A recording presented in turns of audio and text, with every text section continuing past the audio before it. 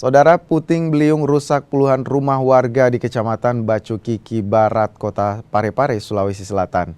Selain rumah, angin kencang juga menumbangkan pohon.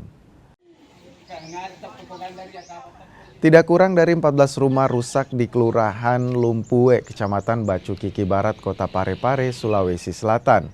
Angin kencang dari arah laut menghantam permukiman padat penduduk. Satu rumah dilaporkan roboh hingga rata dengan tanah. Angin kencang juga menumbangkan puluhan pohon. Sejumlah pohon dilaporkan tumbang menimpa rumah warga hingga rusak. Personil BPBD Kota Parepare melakukan pembersihan dan pendataan. Tidak ada korban jiwa dalam peristiwa ini.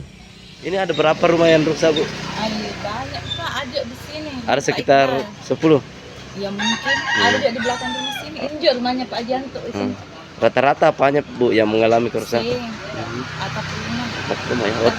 Waktu kejadian, Bu, Ibu di mana, Ki? Ada di dalam rumah Pak. Lagi tidur. Tidak, maksudnya pas kedengaran itu langsung bangun semua satu rumah, cuma enggak sempat keluar karena takut kena sengkok. Bagaimana suaranya, Bu? Bergemuruh ya? Bergemuruh Pak, kayak muter rangka ini rumah Panik. semua. Panik ya? Iya.